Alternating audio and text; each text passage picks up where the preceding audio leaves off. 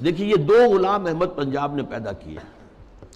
غلام احمد قادیانی اس نے ختم نبوت کی مہر توڑ دی، اجرائے وحی اجرائے نبوت کا دعویٰ کر دیا.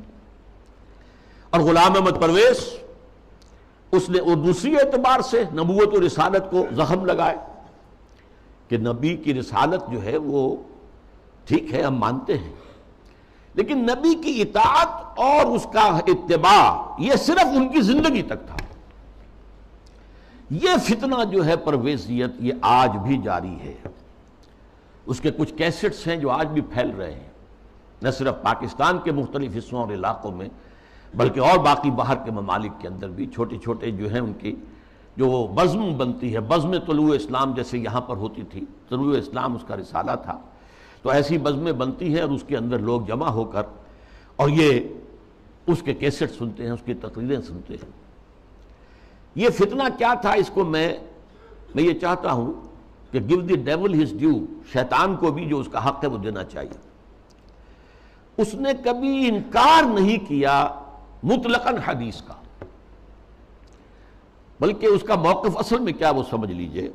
نمبر ایک، دائمی ہدایت اور دائمی قانون صرف قرآن کا ہے. سنت رسول کے حکم پر چلنا، قرآن میں جہاں بھی آیا آتی ہے الرسول، اس سے مراد کیا ہے؟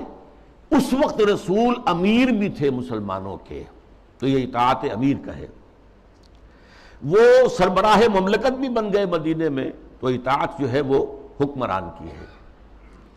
اس اعتبار سے وہ مرکز ملت تھے، مرکز ملت کی اطاعت ہوگی. اب جب بھی کوئی اسلامی ریاست قائم ہوگی تو جو مرکز ملت ہوگا اس کی اطاعت ہوگی، اس سے حق حاصل ہوگا، وہ جو بھی حکم تسلیم کرے، جو حکم نہ تسلیم کرے. اس طرح گویا کہ رسالت محمدی اور نبوت محمدی اور شریعت محمدی اور سنت محمدی اس کی اس نے گویا کہ عملاً نفی کر دی. انہوں نے کہا کہ ہم حدیثیں صرف وہی مانیں گے جو قرآن کے مطابق ہو. اچھا کوئی شے قرآن کے مطابق ہے یا نہیں ہے کون طے کرے گا؟ ہم کریں گے.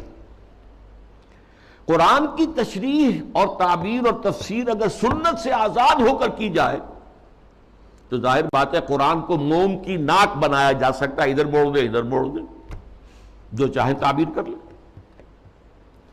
اس کی ایک میں مثال آپ کو دیتا ہوں، اگرچہ وہ بڑی استہزائیہ سے مثال ہے.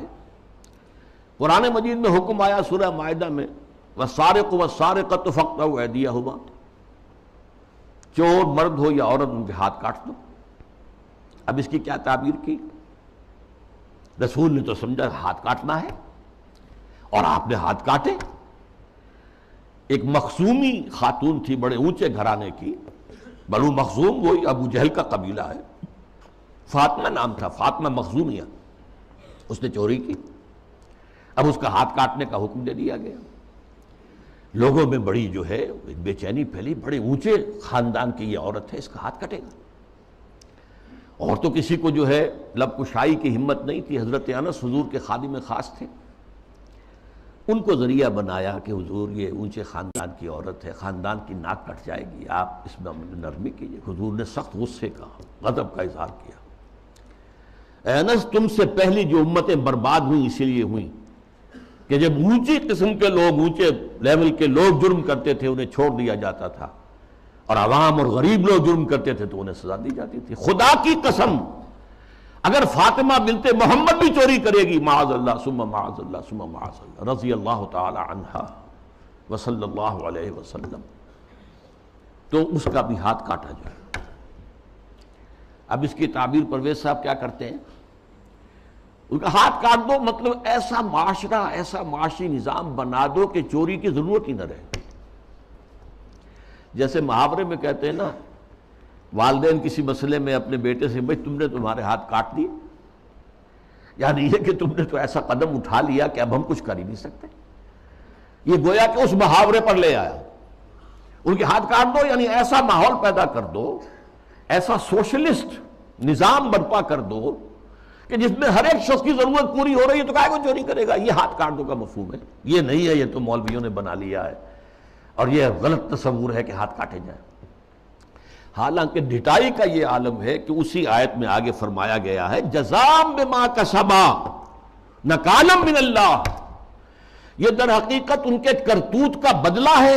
تو گویا کہ ان کے کرتوتوں کا بدلہ یہ ہے کہ ایسا نظام قائم کرو، یہ ان کے کرتوتوں کا بدلہ ہے۔ نکالن، اور عبرت ہے لوگوں کے لیے اللہ کی طرف سے۔ اللہ عبرت کیسے ہوگی؟ کیا اس اعلیٰ نظام سے عبرت پیدا ہوگی؟ قرآن مجید اپنی حفاظت کرتا ہے، لا یاتیہ الباطل من بین یدیہ ولا من خلفہ۔ قرآن مجید کے اوپر کوئی باطل حملہ آور نہیں ہو سکتا، نہ سامنے سے نہ پیچھے سے۔ بہرحال یہ اس کا موقف تھا، اور یہ موقف آج بہت بڑے پیمانے پر ہمارے جو جدید تعلیم یافتہ لوگ ہیں ان میں موجود ہے۔ ان کے ہاں بھی یہ پہلا موقع تھا کہ درس قرآن کے نام سے محفل ہوتی تھی، اور وہ مخلوط محفل ہوتی تھی، مرد بھی اور خواتین اور نوجوان لڑکیاں بھی، اور وہ بے پردگی کے ساتھ۔